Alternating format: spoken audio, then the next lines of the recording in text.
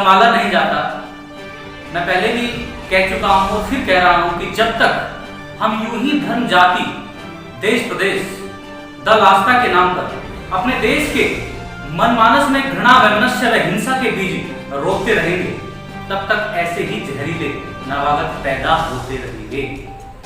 कौन है ये युवक जिन्होंने महादेव की सहधर्मिणी मां उमा के नाम वाली गर्भवती हंथनी को पटाखे भरा अनानास खिलाकर उसकी हत्या कर दी?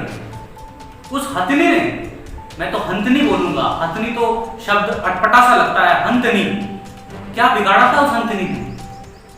इस बेहद प्यारे मनुष्य के बेजुबान साथी ने इतनी घृणिता और नीचता इन तथाकथित आदमी के बच्चों ने इस भोली भाली भूखी मां के साथ, और जरा उस महान हथनी मां की असली मनुष्यता भी तो देखिए कि वो बेजुबान पूरे गांव में चुपचाप दर्द से कराहती हुई गुजरी, पर किसी पर जरा भी गुस्सा नहीं उतारा। नहीं तो हाथी के जीव के गुस्से के विषय में आपको जानकारी होगी।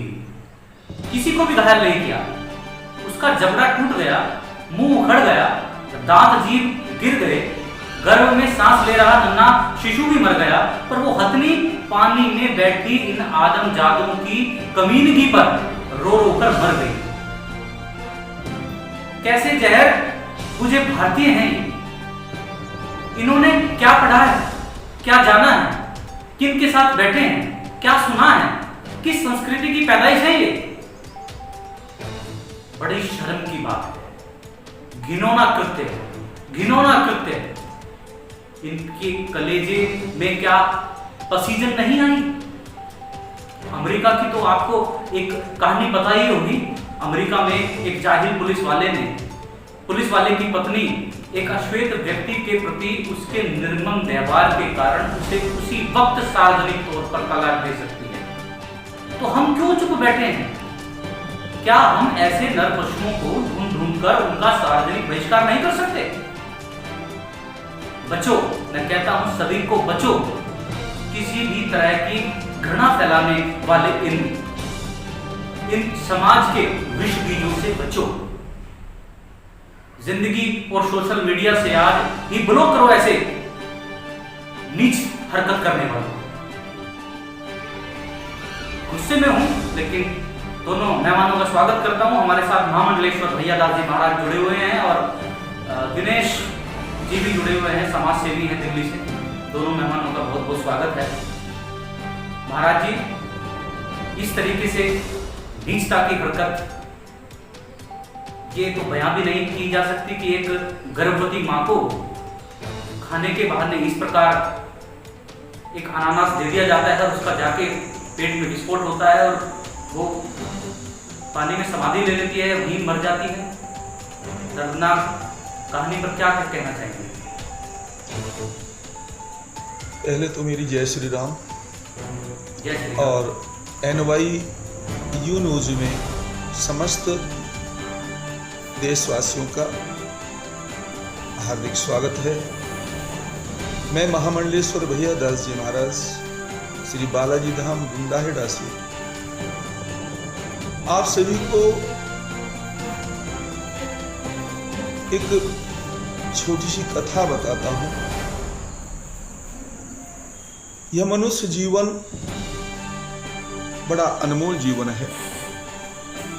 हमारी भारतीय संस्कृति सदैव जियो और जीने का संदेश देती आई है, और जो धर्म से हटकर चलता है, जो सद्ग्रंथों से हटकर चलता है, ऐसा प्राणी निश्चित मानुष्य रूपेण मृगाश्चरन्ति। येषान विद्या तपोन दानम ज्ञानम न शीलम गुणो न धर्मम ते मृत लोके भूर्भारभूता मानुष्य रूपेण मृगाश्चरन्ति। ऐसे नर पशु, और नर पशु भी क्या कहें, उन्हें नर रूप में राक्षस ही कहेंगे। पशु तो बहुत अच्छे होते हैं। वो हथनी भी पशु के रूप में थी, जिसके लिए आज पूरा देश आग बबूला है। और जितने भी धर्म से जुड़े हुए लोग हैं, जितने भी जीवों से प्रेम करते हैं, सभी को इस बात का बहुत दुख हो रहा है। ऐसे दुष्टों को फांसी दे देनी चाहिए। जब तक हमारे देश के कानून मजबूत नहीं होंगे, संविधान में बदलाव नहीं होगा, तब तक ऐसी हरकतें चलती रहेंगी। सबसे पहले संविधान में बदलाव लाना चाहिए। संविधान में बहुत सारे एक पक्षीय कानून हैं, उन एक पक्षीय कानून को बदलना चाहिए और देश को महान बनाना चाहिए। हमारा देश महान कब बनेगा? जब हम सबसे प्रेम करेंगे, सबके साथ चलेंगे, जीवों से प्रेम करेंगे, और जब जीवों से प्रेम करेंगे तो जीव हमसे प्रेम करेंगे। और वो हथनी जिसको उस अवस्था में मारा गया है जिस अवस्था में एक पापी से पापी भी दया करता है, अगर उसे पता चल जाता है कोई स्त्री गर्भवती है, कोई पशु गर्भ से है, तो उस काल में तो दुश्मन भी सामने पड़ जाता है, तो वह भी दया करता है। परंतु इन राक्षसों ने उस हथनी को किस तरह से मारा है? वास्तव में उनको फांसी से कम कोई सजा नहीं होनी चाहिए, और फांसी भी इस प्रकार होनी चाहिए जिस प्रकार उस हथनी को तड़पा कर मारा गया है, ठीक उसी प्रकार उनको भी फांसी होनी चाहिए और तुरंत हो जानी चाहिए। क्योंकि हमारे संविधान में 50-50 साल गुजर जाते हैं, मुकदमा चलता रहता है। जिसके साथ में अत्याचार हुआ है वह बेचारा मर जाता है, उसकी आने वाली पीढ़ी मर जाती है, परंतु फैसले नहीं होते। और जो भारत में अधिक से अधिक आज भ्रष्टाचार चल रहा है, जो क्राइम बहुत अधिक हो रहा है, उसका कारण भी संविधान है। संविधान में बदलाव लाना बहुत जरूरी है। जब सारे साक्ष्य सामने हैं, आजकल तो सामने वीडियो चलती है, सोशल मीडिया कैमरे में वीडियो बना ली जाती हैं। जब सारे साक्ष्य सामने हैं तो फिर उसके ऊपर भी जांच बैठाती हैं। अरे जब सामने दिख रहा है कि हत्या यह कर रहा है तो फिर उसमें जांच बैठाने की क्या जरूरत है? उसको तुरंत फांसी दे देनी चाहिए। मैं तो यही कहता हूँ, जिसके अंदर मानवता नहीं है वह मानव हो ही नहीं सकता। विनय मित्तल जी, आप शिक्षक हैं, कि किस प्रकार की शिक्षा दी जा रही है आजकल के आदमियों के बच्चों को, आदमजादों के बच्चों को, जो ये इस तरीके की शिक्षा सीख कर नर पिशाचों का रूप धारण कर रहे हैं? ये शिक्षा का तो भारत केंद्र नहीं था। भारत तो एक दूसरे के दुख को देखकर अपनी जान तक निछावर करने वाला, वो एग्जाम्पल पेश करने वाला भारत था। ये किस ओर जा रहा है? अगर भारत की शिक्षा की बात करें तो भारत में तो प्राचीन काल से ही शिक्षा का अर्थ जो माना गया है वो माना गया है कि अमंतरम अक्षरम नास्ति नास्ति मूलम अनौषधम अयोग्यः पुरुषो नास्ति तत्र योज कसरत दुर्लभा। अर्थात कोई भी ऐसा मंत्र नहीं जिसका कोई भी ऐसा अक्षर नहीं जिसका किसी न किसी मंत्र में प्रयोग ना होता हो। कोई भी ऐसे कंदमूल नहीं जिसका औषधि में प्रयोग ना होता हो। इसी प्रकार कोई भी व्यक्ति को हम तो अयोग्य मानते ही नहीं है। हम तो ये मानकर चलते हैं कि व्यक्ति के सही नियोजन की आवश्यकता है। अगर प्राचीन काल की बात करें, प्राचीन काल में गुरुकुल में शिक्षा हुआ करती थी और वह शिक्षा हमारे दैनिक जीवन से संबंधित शिक्षा हुआ करती थी। लेकिन ये किस ओर जा रहा है भारत? ये शिक्षा जो होती थी वो आज धरातल पर तो दिख नहीं रही है। मुझे आज के परिप्रेक्ष्य में अगर मैं कहूँ तो मुझे लगता है ये भारत की संस्कृति और उससे जुड़े हुए लोग हैं ही नहीं। ये लोग वे आक्रमणकारी जो भारत को लूटने, भारत को नष्ट कर रहे थे, शायद उनकी संतान है जो भारत के इतिहास को आज फिर से धूमिल कर रहे हैं। भारत तो उस शिक्षा का अनुसरण करता है जहां हम प्रत्येक जीव मात्र में भगवान मानते हैं और उन्हें अपना श्रद्धेय मानकर पूजते हैं। ऐसे में एक उमा नाम की गजरानी की हत्या अत्यंत दुखदायी है। इसके संबंध में मैंने कुछ पंक्तियां लिखी हैं जो प्रस्तुत करता हूं। आज तक जिन्हें पूजते थे मंदिरों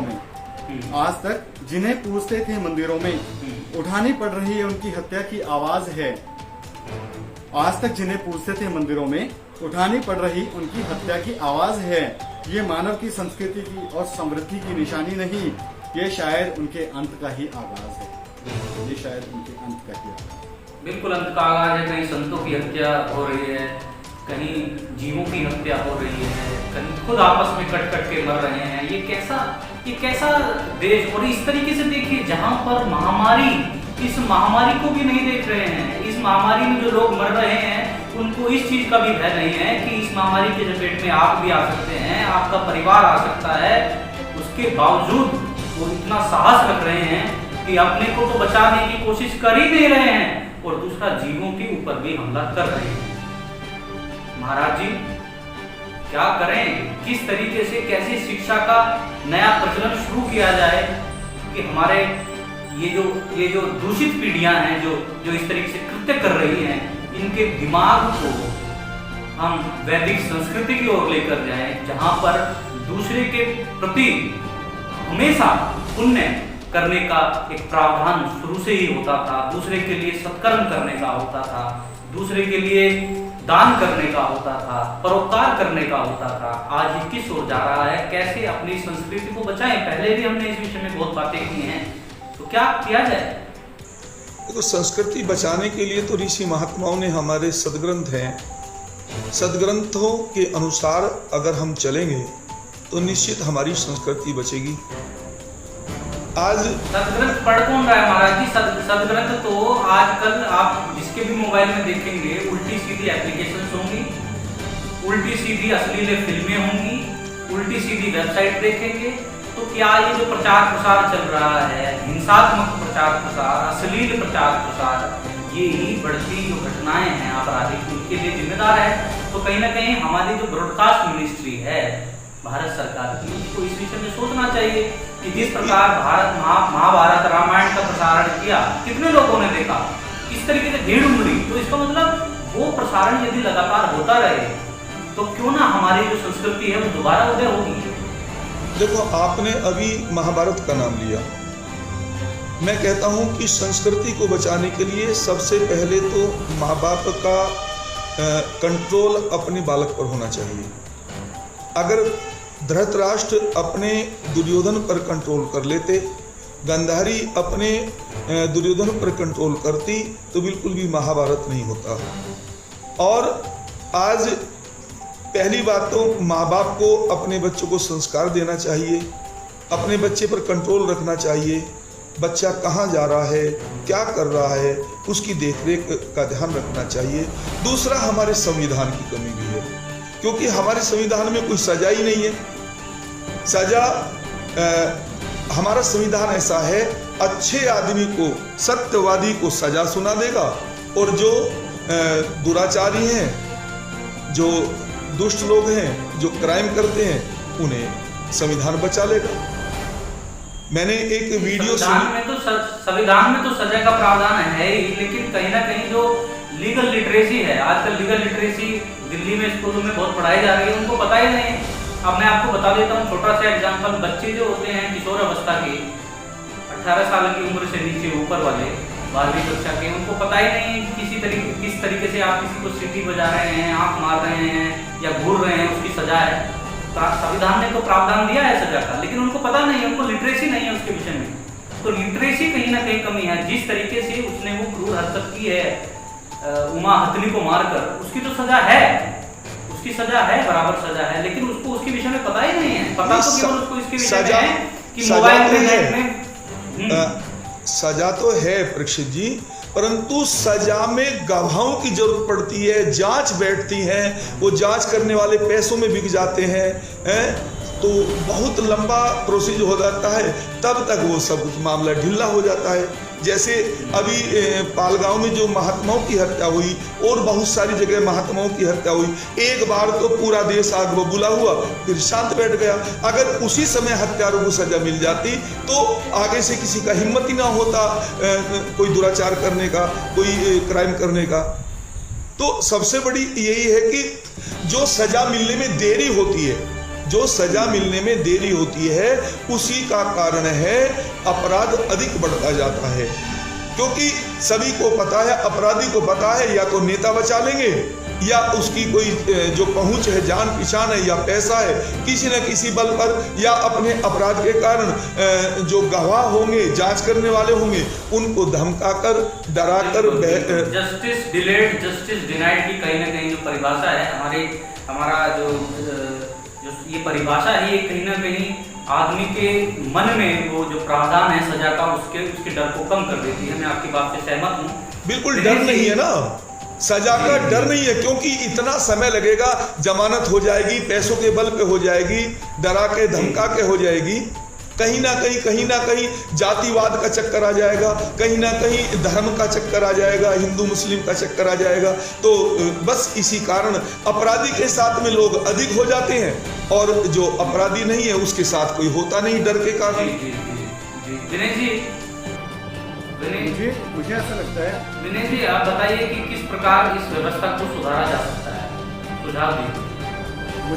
मुझे ऐसा लगता है कि जब तक हमारी जो भारतीय मीडिया है वो इस पक्ष में सकारात्मक कदम नहीं उठाएगी ना, तब तक देश में बदलाव बहुत मुश्किल है। क्योंकि आज हमारा देश मीडिया को बहुत आंख बंद करके फॉलो करता है।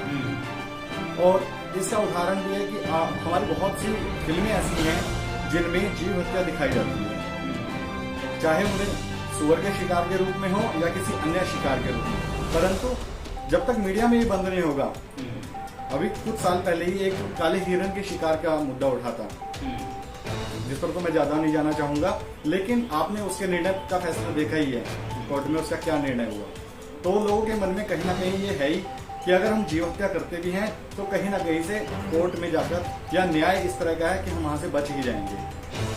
और दूसरा, मीडिया में जो छवि दिखाई जाती है कि जो पशुओं को मारेगा उसको एक धनुर्धर समझ लिया जाएगा, तो इसका भी बहुत नकारात्मक प्रभाव जा रहा है देश पर। तो सबसे पहले तो मीडिया में इस तरह का ये सकारात्मक रूप इसका आना चाहिए, ना कि ये नकारात्मक रूप। उन्हें दिखाना चाहिए कि हम किसी समाज में, अब जैसे आजकल एक वो चला है कि वृक्षों को बचाने का, ज्यादा से ज्यादा पेड़ लगाने का, और अधिक से अधिक लोग उस दिशा में आगे बढ़ भी रहे हैं। तो ऐसा ही पशुओं के लिए भी होना चाहिए कि हम ज्यादा से ज्यादा पशुओं के संरक्षण के पर भी महत्व दें, पशुओं को बचाना भी अपनी नैतिकता समझे। भारत और विश्व में भी पशुओं को बचाने के संबंध में पैटा जैसे बहुत सारे संगठन कार्य कर रहे हैं, लेकिन मुझे ऐसा लगता है कि जैसे जैसे ये आगे बढ़ रहे हैं वैसे वैसे ये अपना वास्तविकता को खोते जा रहे हैं। जहां इनका उद्देश्य पशुओं को बचाना होना चाहिए था, अब ये सेलिब्रिटीज को जो है सम्मान देने तक ही सीमित रह गए। अभी मुझे ध्यान आता है 2019 में भी विराट कोहली जी ने एक हाथी को बचाया था, और हाथी के संरक्षण की बात की थी, तो शायद उन्हें 2019 में जो है पर्सन ऑफ द ईयर का अवार्ड दे दिया गया। और यहाँ पर गजरानी जी की हत्या के बाद भी, एक सप्ताह बाद भी, पैटा आज तक खामोश है। ठीक है, आप दोनों मेहमानों का हमारे साथ जुड़ने के लिए बहुत बहुत शुक्रिया। हम चाहते हैं कि कहीं ना कहीं हमारी जो डिबेट है या चर्चा है वो सकारात्मक रूप ले और समाज में फैली कुरीतियों, और जिस तरीके से ये भ्रांति फैलती है कि आप किसी जानवर को मारेंगे तो आपको, जिस तरीके से इन्होंने बताया दिनेश जी ने, कि आपको बहुत महान मान लिया जाएगा, तो ऐसा कुछ नहीं है। आप जानवरों को मारें, चाहे आप मनुष्यों को मारें, आप महान तो हो ही नहीं सकते। हर एक जीव इस ईश्वर की संतान है, जिस तरीके से आप हैं। इस ईश्वर ने सबको समान रूप से बनाया है, समान रूप से बना के समान रूप से रहने के लिए जगह दी है। हमने उनकी जगहों पर कब्जे करने शुरू कर दिए, अपने महल बनाने शुरू कर दिए, तब वो हमारे पास आने शुरू हो गए। जब वो हमारे पास आते हैं बंदर के रूप में, कौवे के रूप में, कबूतरों के रूप में, कुत्तों के रूप में, तो उनको लाठी मारी जाती है, उनको अपने घरों से भगाया जाता है। लेकिन ईश्वर ने तो सबको समान रूप से बनाकर भेजा था। हम ज्यादा बुद्धिमान हो गए मनुष्य, तो हमने जंगल काटने शुरू कर दिए, अपने मकान बनाने शुरू कर दिए, महल बनाने शुरू कर दिए, फैक्ट्री लगानी शुरू कर दी, प्रकृति का नाश करना शुरू कर दिया। और जहां तक कि जो भी हमने किया है ये कार्य, इसके जिम्मेदार हम खुद हैं, और आज हमको वो सारी कंसिक्वेंसेस जितने भी हैं उनका सामना भी करना पड़ रहा है, चाहे वो कोरोना के रूप में हो, चाहे वो अन्य बीमारियों के रूप में हो, चाहे वो प्रदूषण की मात्रा बढ़ने के रूप में हो। हम चाहते हैं कि आप हमारे वीडियो से कुछ ना कुछ सीखें। आप सभी का हमारे साथ जुड़ने के लिए बहुत बहुत धन्यवाद। देखते रहिए NYU न्यूज, देश की बात देश के साथ।